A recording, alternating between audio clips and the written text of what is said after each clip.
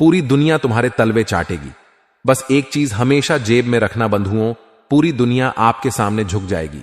इस महीने में रातों रात कुबेर देव का खजाना आपके लिए खुल जाएगा।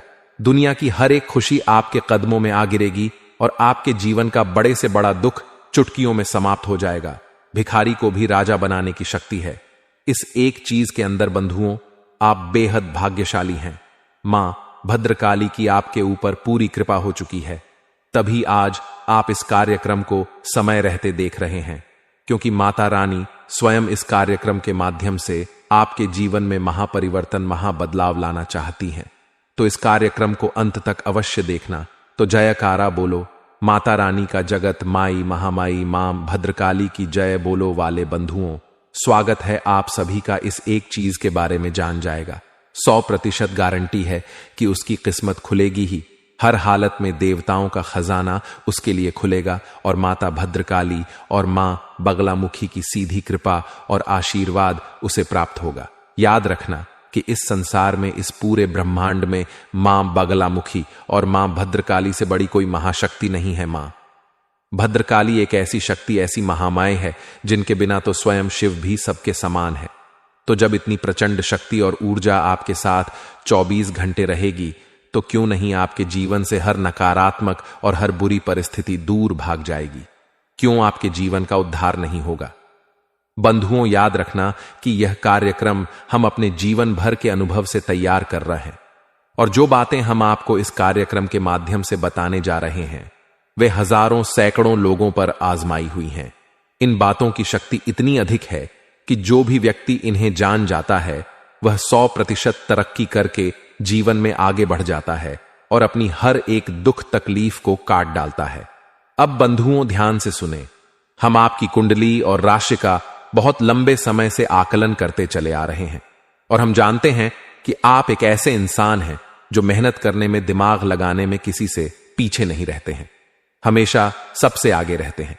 आप हर एक कार्य को अपने अलग अंदाज से करते हैं और आपके काम की बराबरी कोई और इंसान कर ही नहीं सकता है। जी हां बंधुओं, आपकी सोच सबसे अलग होती है, सबसे ऊंची होती है। और एक बात हम आपको बता दें कि वैसे तो आप कम ही बोलते हैं, अधिक बोलना आपको पसंद नहीं है, लेकिन जब आप बोलना शुरू करते हैं तो लोग आपकी बातों को बिना सुने रह नहीं सकते हैं, और आपके जाने के बाद भी आपके बारे में चर्चाएं करते हैं। और सबसे बड़ी खूबसूरत बात आपके व्यक्तित्व की यह है कि चाहे कोई आपसे से कितनी ही नफरत क्यों ना करता हो, तब भी कहीं ना कहीं वह आपके किसी ना किसी एक गुण की तारीफ अवश्य कर देता है, क्योंकि आपके अंदर गुणों का भंडार भरा है। जी हां बंधुओं, एक और विशेष बात कि आप एक ऐसे व्यक्ति हैं जिन्हें भगवान किसी ना किसी प्रकार का एक प्राकृतिक गुण या हुनर देकर ही पैदा करते हैं, यानी आपके अंदर एक जन्मजात विशेष खूबी होती है। अब यह हो सकता है कि आप में से बहुत से लोग अपनी उस खूबी को पहचान चुके हैं, और या फिर ऐसा भी हो सकता है कि बहुत सारे लोग अब तक जान नहीं पाए हैं, लेकिन आने वाले समय में निश्चित तौर पर पहचान जाएंगे और उस खूबी का प्रयोग करके पूरे संसार में अपने नाम का डंका बजाएंगे। यानी कहने का मतलब यह है कि आप हर तरफ से एक ऐसे व्यक्तित्व हैं, ऐसे इंसान हैं जो केवल और केवल कामयाबी हासिल करने के लिए बने हैं, केवल और केवल समाज में इज्जत, दौलत, शोहरत और मान सम्मान हासिल करने के लिए बने हैं। फिर भी आपको वह सब कुछ नहीं मिल पा रहा है जिसके आप काबिल हैं, और जो आपके लिए बना है यह आपके लिए एक बड़े दुख की बात है। बंधुओं, हम आपको बता दें कि आप अकेले में कभी बैठते हैं तो कई बार इस प्रकार के विचार आपके मन में आते हैं कि ना तो आपने किसी के साथ कभी कुछ बुरा किया, ना ही आपने कभी काम चोरी की है, ना ही आपने कभी किसी प्रकार का गलत कार्य किया है। यानी कि आपने कोई भी ऐसा काम अपने जीवन में नहीं किया है जिससे आपको कष्ट प्राप्त हो। यदि जाने अनजाने किसी प्रकार की कोई गलती आपसे हो भी जाती है, तो जब आपको पता चलती है तो आप तुरंत उस गलती की माफी मांग लेते हैं, अपनी गलती स्वीकार कर लेते हैं। तो आप यह विचार करते हैं कि यह सारी खूबियां आपके अंदर होने के बावजूद भी आपके जीवन में इतना दुख, परेशानी, तकलीफें क्यों हैं? क्यों आप लगातार मेहनत करने के बाद भी कामयाबी हासिल नहीं कर पा रहे हैं? एक एक छोटी से छोटी चीज के लिए आप तरस रहे हैं, और सबसे बड़ी दुख की बात तो यह है कि आपसे कम काबिल, कम अक्लमंद लोग आपसे आगे निकलते चले जा रहे हैं। इस चीज को देखकर आपको अधिक दुख होता है। आप सोचते हैं कि किस बात की आपको सजा मिल रही है। फिर आप कभी कभी यह विचार करने लगते हैं कि शायद पिछले किसी जन्म में कोई गलत कार्य किया होगा, उसी की सजा, उसी का दंड आप भोग रहे हैं, या फिर किसी ने आपके ऊपर किसी प्रकार की तंत्र मंत्र क्रिया या बंधन आदि का प्रयोग कर दिया है। इस तरीके के भी विचार आपके मन में आते हैं। तो बंधुओं, अब ध्यान से सुनिए। आपकी मेहनत, आपकी लगन और योग्यता का आपको पूरा फल क्यों नहीं मिल पा रहा है? इस बात का सबसे बड़ा कारण है नकारात्मक ऊर्जा। बंधुओं, हम बार बार आपको इस बात के लिए सतर्क करते हैं और आपको हमेशा इस विषय पर नया नया ज्ञान देते रहते हैं। यह जो अक्टूबर का महीना है, यह आपके जीवन के लिए बेहद क्रांतिकारी और शानदार महीना रहने वाला है। कुछ ग्रहों की चाल ऐसी होने वाली है जो आपको बहुत विशेष लाभ पहुंचाएगी। इसी के साथ साथ पितृदेवताओं का भी पूरा आशीर्वाद आपको प्राप्त होगा।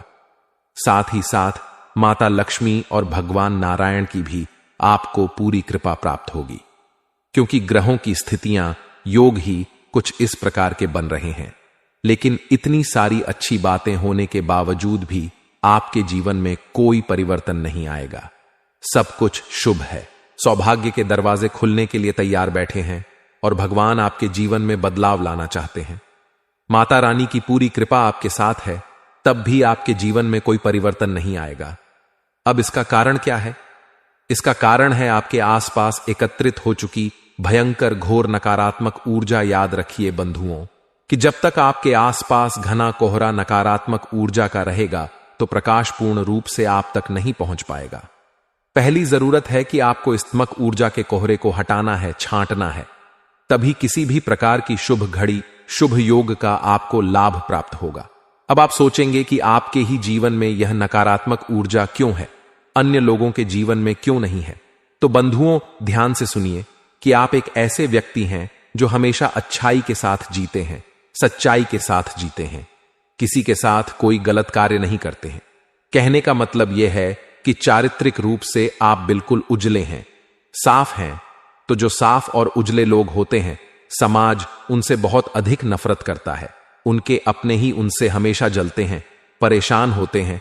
तो आप चाहे कैसी भी स्थिति में क्यों ना रहे, आपके अपने ही, आपके आसपास के लोग ही आपकी चाल ढाल, बशभूषा बात करने के तरीके और जो थोड़ी बहुत मेहनत करके आप कामयाबी लेकर आते हैं अपने आसपास, अपने जीवन में, उससे इतना जलते हैं कि हर वक्त आपके लिए उल्टी सीधी बातें अपने मन से निकालते रहते हैं, जिससे नजर की नकारात्मक ऊर्जा आती है। कुछ लोग आपसे इतने जले भुने रहते हैं कि आपकी जरा सी मुस्कुराहट देखकर भी उनके सीने पर सांप लौटने लगते हैं। तो ऐसे लोग तो तंत्र मंत्र करने से भी पीछे नहीं हटते हैं। तो कहने का मतलब यह है कि आप इकलौते ऐसे व्यक्ति हैं, या यूं कहे कि आपकी राशि पूरे राशि चक्र में इकलौती ऐसी राशि है जिसके अपनों से ज्यादा अपनों में ही छुपे शत्रु होते हैं। जी हां बंधुओं, कोई आपके साथ बैठा है, हंस मुस्कुरा रहा है, प्रेम से आपसे बात कर रहा है, तो इसका सीधा मतलब यह नहीं है कि वह आपका अपना ही है। हो सकता है कि वह आपसे अंदर ही अंदर बहुत अधिक जलता हो, आपके लिए पता नहीं क्या क्या उल्टे सीधी योजनाएं बनाकर बैठा हो, लेकिन आप इन चीजों को भांप नहीं पाते हैं, क्योंकि आप एक सरल इंसान हैं। इन सब चीजों की माया आप पकड़ नहीं पाते हैं। इसीलिए आप हर वक्त अपनों से ही चोट और धोखा खाते चले आए हैं। अपने हृदय पर, अपने दिल पर हाथ रखकर इस बात को बताइए कि हम जो कह रहे हैं वह बात सच है या नहीं। तो अब आपके सारे दुखों का अंत होने जा रहा है। आपको पूरे ध्यान के साथ इस कार्यक्रम को अंत तक देखना है। हमने बड़ी ही मेहनत से, बहुत ही लगन के साथ आपको यह कार्यक्रम दिया है, और इस कार्यक्रम में जो बातें बताई जा रही हैं वे कोई साधारण बातें नहीं हैं। ऐसे जीवन उपयोगी ज्ञान को हासिल करने के लिए लोग ज्योतिष आचार्यों को दुनिया भर का पेमेंट करते हैं, पैसे रुपए देते हैं, या फिर धर्म गुरुओं के आश्रमों में चक्कर लगाते रहते हैं। तब भी इतना सटीक ज्ञान हासिल नहीं होता है, क्योंकि आजकल ज्योतिष और धर्म में भी मिलावट आ चुकी है। वहां पर भी व्यापार और बिजनेस चल रहा है। लेकिन हम माता भद्रकाली के साधक हैं और हम माता रानी की सेवा में यह सब कुछ आपको यूं ही बस दिए देते हैं, क्योंकि हम माता रानी को प्रसन्न करना चाहते हैं, उनकी खुशी चाहते हैं। तो बस आपसे यही चाहते हैं हम कि आप इस कार्यक्रम को अंत तक अवश्य देखें। तो चलिए बंधुओं, उम्मीद करते हैं कि आप हमारी भावनाओं को समझ रहे होंगे और कार्यक्रम में अंत तक अवश्य ठहर। तो आज के इस विशेष कार्यक्रम शुरुआत करते हैं, लेकिन इससे पहले हम चाहेंगे कि आप मां भद्रकाली को याद करते हुए कमेंट बॉक्स में उन्हें आभार अवश्य व्यक्त करें और एक बार नहीं 3 बार लिखें, जय मां भद्रकाली कृपा करो। माता रानी की आपको पूरी कृपा प्राप्त होगी। इसी के साथ साथ बंधुओं, यदि आप इस चैनल कार्यक्रम पर पहली बार आए हैं तो आप इस चैनल को अभी सब्सक्राइब भी कर लें। बगल में जो सब्सक्राइब का बटन है उसे अभी दबा दें, क्योंकि हम आपके लिए धर्म, ज्योतिष और आध्यात्म से जुड़ा सबसे शुद्ध और आजमाया हुआ ठोस ज्ञान लेकर आते हैं, जो हमने अपने अनुभव से हासिल किया है और जो आपके जीवन को 100% गारंटी के साथ बदलने की क्षमता रखता है। तो चलिए जल्दी से चैनल को सब्सक्राइब करिए, फिर आगे बढ़ते हैं। तो बंधुओं, अब ध्यान से सुनिए। आज के इस कार्यक्रम को प्रारंभ करने से पहले आपको इस एक चीज के बारे में बताने से पहले एक छोटी सी कहानी है जो आपको बहुत कुछ सिखाएगी और आपके जीवन की निष्क्रियता को कहीं ना कहीं, जो आप अटक गए हैं, रुक गए हैं, उस आक्रमणता को दूर करेगी।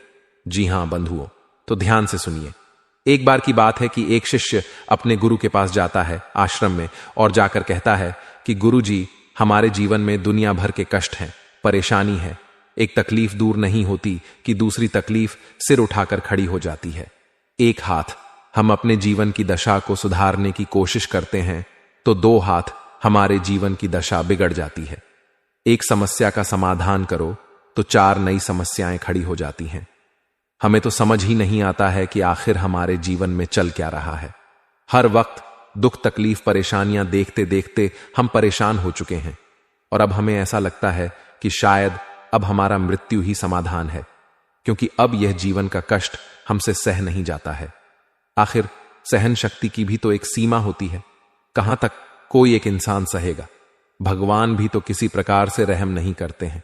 कितनी पूजा पाठ और साधनाएं कर ली, लेकिन भगवान प्रसन्न ही नहीं होते हैं, हमारी तकलीफें दूर ही नहीं करते हैं। अगर एक बार जीवन से दुख तकलीफें समाप्त हो जाएं, तब तो अपने जीवन में कुछ नया करने के बारे में सोचें। यदि इन कष्ट और परेशानियों से मुक्ति मिले, तब तो जीवन में आगे बढ़ने के बारे में सोचें। उसके गुरु जी ने, यानी कि उन संत महात्मा ने, उसकी बात को बड़े ही ध्यान के साथ सुना और वे समझ गए कि इसकी परेशानी का समाधान क्या है। तो उन्होंने बड़े प्रेम से मुस्कुराते हुए उस इंसान को, अपने शिष्य को जवाब दिया कि पुत्र, तुम एक काम करो, कल सुबह मेरे पास आना, मैं तुम्हें तुम समस्या का समाधान दे दूंगा। उसके बाद फिर तुम्हारे जीवन में कभी कोई दुख तकलीफ नहीं रहेगा। वह शिष्य उनका गुरु जी का इस बात को सुनकर बहुत प्रसन्न हुआ। उसने कहा, यह तो बहुत बड़ी बात हो गई गुरु जी। मन ही मन उसने सोचा कि शायद गुरु जी के पास कोई बहुत बड़ी चमत्कारी शक्ति है जो गुरु जी हमें देना चाहते हैं, तभी तो सुबह के समय बुला रहे हैं। वह ना धोकर, स्नान आदि करके बड़े ही खुश मिजाज होकर, हंसते मुस्कुराते गुरु जी के आश्रम में अगले दिन पहुंच गया। गुरु जी ने उससे कहा कि पुत्र, तुम्हें मेरे साथ चलना होगा। नदी के उस पार हम तुम्हें एक ऐसी चीज देंगे जिसे प्राप्त करके तुम्हारा जीवन बदल जाएगा। शिष्य ने कहा, ठीक है। वह गुरु जी के साथ चल दिया। अब दोनों नदी के किनारे पहुंच जाते हैं। नदी के किनारे पहुंचकर गुरु जी रुक जाते हैं, शिष्य भी रुक जाता है। अब गुरु जी वहां खड़े रहते हैं, काफी देर खड़े रहते हैं। 1 घंटा, 2 घंटा, 4 घंटा, 6 घंटा, पूरा दिन निकल जाता है। गुरु जी से शिष्य बार बार कहता है कि गुरु जी, चलिए नदी से उस पार चलते हैं। गुरु जी कहते हैं, अभी रुक जाओ ऐसे। कहते कहते शाम हो गई, अंधेरा होने लगा। अब शिष्य का सब्र टूटने लगा। शिष्य कहने लगा कि गुरु जी, अब तो अंधेरा होने लगा, अब तो कम से कम चलिए। सुबह से शाम हो गई, रात हो गई, अब नहीं जाएंगे तो कब जाएंगे? गुरु जी कहते हैं, पुत्र, तुम्हें समझ में नहीं आ रहा है। यह कितनी बड़ी नदी है, कितनी विशाल इसकी धारा है, इसमें तो हम बह जाएंगे। हम तो इंतजार कर रहे हैं कि यह नदी पूरी बह जाए, तब हम यहां से उस पार जाएंगे। शिष्य गुरु जी की इस बात को सुनकर हंसने लगा। वह बोला, गुरु जी, यह आप कैसी बातें कर रहे हैं? नदी पूरी बह जाए, कभी नदी पूरी बहती है क्या? नदी तो हमेशा इसी तरह बहती रहेगी और इसके पूरे बहने के इंतजार में तो हमारी न जाने कितनी पीढ़ियां, कितने जन्म गुजर जाएंगे। तब कहीं जाकर यह नदी सूखेगी और पता नहीं कब सूखेगी। तो हम कैसे इस नदी के पूरे बहने के इंतजार में यहां बैठे रहेंगे? यह तो बड़ी अजीब बात है। तो गुरुजी उस शिष्य से मुस्कुराए, उसकी तरफ देखे और बोले कि यही तो हम तुम्हें समझाना चाहते हैं कि जीवन तो लगातार चलता ही रहता है। अड़चन और परेशानियां इस नदी के समान तुम्हारे सामने आती ही रहती हैं, लेकिन तुम्हें उनसे लड़ना होगा, आगे बढ़ना होगा। यदि मन चाही जगह पर पहुंचना चाहते हो जीवन में, तो तुम्हें ऐसी ना जाने कितनी नदियों को पार करना होगा, और नदियों को पार करने के लिए तुम्हें कठोर परिश्रम और प्रयास करने होंगे। यह इंतजार मत करो कि जीवन से सारे कष्ट समाप्त हो जाएं, तब हम नदी पार करेंगे, यानी कि कुछ करने के बारे में सोचेंगे, क्योंकि कष्ट जीवन से कभी समाप्त नहीं होते हैं। असल में जीवन में कष्ट नहीं है, कष्ट में ही जीवन है, इसे याद रखना है। शिष्य को सारी बात समझ में आ गई और वह बहुत शर्मिंदा भी हुआ। बाद में उसने मेहनत और लगन से तरह तरह के अलग अलग प्रयास करते हुए सफलता हासिल की और कामयाब इंसान बन गया। यह कहानी सुनाने का आपको हमारा मकसद यह है कि हम जो बातें आपको बताते हैं वे कोई साधारण बातें नहीं हैं। यदि आप उन बातों को अपने जीवन में अमल में लाएंगे तब ही जीवन में बदलाव होंगे, परिवर्तन आएंगे, अन्यथा कुछ भी नहीं होगा। बस हाथ पर हाथ धरे बैठे रहिए और मुसीबतों का रोना रोते रहिए। प्रयास तो आप खूब कर रहे हैं, जीवन को सरल बनाने के लिए खूब लड़ रहे हैं, तरक्की प्राप्त करने के लिए मेहनत कर रहे हैं, लेकिन उतने प्रयासों से काम नहीं चल पा रहा है। उससे तो केवल जीवन चल रहा है, लेकिन जीवन में सुख हासिल नहीं हो पा रहे हैं, यानी कि कहीं और किसी प्रकार की कमी है। तो उस कमी को हम बताते हैं आपको कि नकारात्मक ऊर्जा है जो आपको परेशान कर रही है। अब आपको उस कमी को भी दूर करना होगा, यही आपका धर्म है। गुरु जब कोई प्रयास बताते हैं, शिष्य को करने के लिए कहते हैं, तो शिष्य का धर्म है कि उस प्रयास को किया जाए। यही गुरु का काम होता है, अंधेरे से उजाले की ओर लेकर जाना और शिष्य का मार्गदर्शन करना। गुरु शिष्य परंपरा के अंतर्गत हम आपको विशिष्ट ज्ञान देने की कोशिश करते हैं, लेकिन कुछ मूर्ख इन बातों को भी गंभीरता से नहीं लेते। सोचते हैं कि कोई चमत्कार होगा, तभी रातों रात कोई बड़ा खजाना खुल जाएगा, लेकिन ऐसा कभी होने वाला नहीं है। अब एक बात और हम आपको बता दें कि हमारा हिंदू धर्म सनातनी परंपरा बहुत उन्नत है। असल में हमारे जो आर्षि मुनि हुआ करते थे वे वैज्ञानिक से कम नहीं थे। उन्होंने ऊर्जाओं को बहुत अच्छी तरीके से समझा था, इसीलिए उन्होंने ऊर्जांचल और किसी को मां बगलामुखी।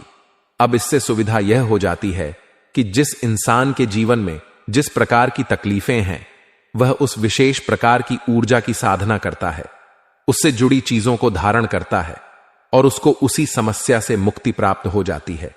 यह बहुत जरूरी है जानना। जो इन बारीकियों को समझते हैं वे ही जीवन में मन चाही सफलता हासिल करते हैं, और जो मूर्खता दिखाते हैं और अंधी दौड़ में लगे रहते हैं, कहते हैं हम इन सब बातों को नहीं मानते, हम तो केवल भगवान को मानते हैं और उन्हीं को पूजते हैं। तो आप ऐसे पूछते रहिए, कुछ नहीं होता है। मंदिरों में हजारों लोग आते हैं, लाखों लोग आते हैं, सबकी मनोकामनाएं पूरी नहीं होती हैं, पूरी केवल उनकी होती हैं जिनके तरीके बिल्कुल सही हैं। इसीलिए आपने ऐसे बहुत सारे लोग संसार में देखे हैं जो कि अपनी तकलीफ बताते हैं, कहते हैं हम तो जीवन भर हो गया, भोले बाबा को जल समर्पित कर रहे हैं, हनुमान जी में आस्था रखते हैं, हनुमान जी की पूजा करते हैं, लेकिन हमें तो कोई फल प्राप्त नहीं हुआ, दुख ही दुख मिल रहे हैं। अब जीवन में बांध लगा है। ऊर्जा सकारात्मक ऊर्जा आपके जीवन को प्रभावित नहीं कर पा रही हैं, और नकारात्मक ऊर्जा से जीवन चल रहा है, तो दुख तो रहेंगे ही। भगवान इसमें क्या कर लेंगे, आपने तो काम किया ही नहीं कुछ। अब यहां तक सारी बातें आपको समझ में आ गई हैं। अब बात करते हैं आपके मूल विषय की। हम यहां पर बात कर रहे हैं माता बगलामुखी की। मां बगलामुखी एक ऐसी दिव्य शक्ति है जो माता शक्ति का शुद्ध स्वरूप है और उनकी 10 महाविद्याओं में से 8वीं महाविद्या है। माता बगलामुखी का विशेष तौर पर पूजन इसीलिए किया जाता है कि जब लोगों को तकलीफों से मुक्ति चाहिए, यानी कि एक के बाद एक परेशानियां जीवन में हैं, हर काम में रुकावट है, पैसे की आवक नहीं है, कर्जे से परेशान है, कोई भी तकलीफ है, सब तकलीफों का कारण नकारात्मक ऊर्जा है, और इस नकारात्मक ऊर्जा की सबसे बड़ी काट है माता बगलामुखी। हर प्रकार के बंधन को काटने की शक्ति है माता बगलामुखी, तो माता बगलामुखी की साधना आपको करनी ही होगी। अब कैसे करेंगे आप? ये तो इसे आप ध्यान से समझिए। आपको बाजार से माता बगलामुखी की एक छोटी सी तस्वीर, कोई फोटो अपने घर लेकर आनी है। इसी के साथ साथ आपको एक भोजपत्र, एक कागज आता है, एक अष्टगंध की स्याही और एक अनार की कलम, यह सामग्री लेकर आनी है। शनिवार के दिन आप इस क्रिया को प्रारंभ करेंगे। आपके घर में यदि माता बगलामुखी की तस्वीर या फोटो है और उसका पूजन होता है नित्य, तो आप फोटो को ना लेकर आएं, इस सामग्री को अकेला लेकर आएं। लेकिन इसमें भी समस्या यह है कि आपके घर में माता बगलामुखी की पूजा तो होती है, लेकिन क्या माता रानी आपके घर में रहती भी हैं? इसको जानना आवश्यक है, क्योंकि कई बार ऐसा होता है कि देवी देवता किसी गलती की वजह से हमारे घर को छोड़कर चले जाते हैं। फिर उनकी केवल फोटो या मूर्ति रखी रह जाती है और हम निरंतर उनकी पूजा करते हैं और हमें लगता है कि वे हमारा कार्य सिद्ध कर रही हैं, लेकिन कुछ भी नहीं होता है। बंधुओं, यह सारी बातें बिल्कुल सत्य हैं। आप अपने जीवन में इनका आकलन करके देखना। हमने तो अपनी साधना के माध्यम से इन सब बातों को समझा है और यह हमारे जीवन का अनुभव है, तभी हम आपको बता रहे हैं। अब आपके जीवन में माता बगलामुखी हैं या उनकी कृपा है, इसे जानने का क्या तरीका है, हम अभी आपको आगे बताने वाले हैं। आप माता की फोटो लेकर आइए, शनिवार के दिन लेकर आइए। उसके बाद आप पीले रंग का प्रसाद, पीले रंग के फूल और पीले रंग के वस्त्र स्वयं धारण करने के लिए यदि नहीं है तो केवल पीले रंग का कोई एक कपड़ा जिसे आप ओढ़कर बैठेंगे। पूजा के समय हल्दी की माला आपको चाहिए जो आप जाप करेंगे। मंत्र, उसके लिए दूसरा गाय का घी नहीं है तो सरसों का तेल भी चलेगा। जी हां बंधुओं, अब यहां तक आप समझ गए। अब आपको क्या करना है? रात्रि को 9 बजे के आसपास आपको माता की फोटो अपने पूजा घर में स्थापित करनी है और माता रानी को जल समर्पित करना है। उसके बाद पुष्प समर्पित करना है और उसके बाद पीले रंग का प्रसाद है, भोग स्वरूप उन्हें अर्पित करना है। फिर उसके बाद आप धूप दीप वगैरह जो भी चाहे सारी क्रियाएं कर सकते हैं। क्रमबद्ध तरीके से सब कुछ करिए और उसके बाद आप जो भोजपत्र लेकर आए हैं उस भोजपत्र पर 3 बार या फिर 6 बार, 3 बार आगे की तरफ और 3 बार पीछे की तरफ अष्टगंध की स्याही से, अनार की कलम से माता बगलामुखी का यह स्तंभन मंत्र है, इसे लिख लीजिए। अब यह मंत्र कौन सा है? मोबाइल की स्क्रीन पर भी आपको दिखाई देगा और हम आपको बोलकर भी बता देते हैं। मंत्र कुछ इस प्रकार है। ओम लीम बगलामुखी सर्वदुष्टानाम वाचम मुखम पदम स्तंभ जीवाम किले बुद्धि विनाशय हलीम ओम स्वाहा। मंत्र एक बार फिर से सुनिए ध्यान से। ओम हलीम बगलामुखी सर्वदुष्टानाम वाचम मुखम पदम स्तंभ जीवाम की लय बुद्धि विनाशय ह्रीम ओम स्वाहा। इस मंत्र को आपको उस भोजपत्र पर लिखना है। 3 बार आगे और 3 बार पीछे छोटे छोटे अक्षरों में लिखना है। उसके बाद आपको यह भोजपत्र का टुकड़ा माता रानी को समर्पित कर देना है, यानी उनके चरणों में रख देना है। अब आपको इसी मंत्र का एक माला जाप करना है और जाप आप हल्दी की माला से ही करेंगे और गोमुखी में छुपाकर, यानी एक जो थैली टाइप की होती है उसके अंदर छुपाकर करेंगे, दिखाएंगे नहीं। इस जाप को करते समय आपके सिर पर कपड़ा होना बहुत अधिक आवश्यक है। पवित्रता का विशेष ख्याल रखें और यह क्रिया रात्रि के समय ही होती है, दिन में नहीं होती है। अब यह क्रिया आप 3 दिन तक लगातार करेंगे और 3 दिन तक लगातार यह भोजपत्र माता रानी के चरणों में रहेगा। इसके बाद आप 3 दिन के बाद रात्रि में जब आप सोने जाएं, उस समय इस भोजपत्र के टुकड़े को उठा लें। यह क्रिया आपकी लगातार 11 दिनों तक चलेगी। तो 3 दिन के बाद आप इस भोजपत्र को उठाएं और रात्रि को सोते समय इसे अपनी तकिए के नीचे रखकर सोएं और माता रानी से ऐसी प्रार्थना करें कि हे माता रानी, हम आपकी साधना कर रहे हैं और हम चाहते हैं कि आप हमारे जीवन में जितनी भी नकारात्मकता है उसे काट दें और अपने किसी न किसी आंशिक रूप में किसी भी प्रकार से हमें दर्शन दें या अपने आसपास होने का हमें एहसास कराएं। स्वप्न के माध्यम से इस तरीके की आप प्रार्थना करेंगे और इस भोजपत्र के टुकड़े को अपने सिरने रखकर सोएंगे। हो सकता है पहले रात्रि में कुछ भी ना हो, दूसरी रात्रि में कुछ ना हो, लेकिन आप प्रतिदिन यही करेंगे। सुबह जब आप सोकर जागेंगे तो स्नान आदि करने के बाद इस भोजपत्र के टुकड़े को पुनः माता रानी के चरणों में रख देंगे। रात्रि में आप माता रानी की पूजा पाठ करेंगे और उसके बाद इस भोजपत्र के टुकड़े को फिर से अपनी तकिए के नीचे रखेंगे। याद रखें कि पूजा करने के तुरंत बाद आपको सीधे जाकर सोना है, मोबाइल नहीं चलाना है, किसी से बात नहीं करनी है, कोई भी बिना मतलब के विचार अपने दिमाग में लेकर नहीं आने हैं। केवल माता रानी की तस्वीर को, उनके स्वरूप का ही ख्याल करते रहना है, उनके बारे में सोचते रहना है और रात्रि को सोते समय यही प्रार्थना फिर से करनी है और सो जाना है। 3 या 4 दिन के अंदर माता रानी आपको किसी ना किसी रूप में जरूर एहसास कराएंगे। या तो स्वयं उनके दिव्य स्वरूप का दर्शन होगा या फिर आंशिक दर्शन हो सकता है। किसी भी प्रकार से मंदिर का आपको किसी प्रकार का दर्शन हो सकता है।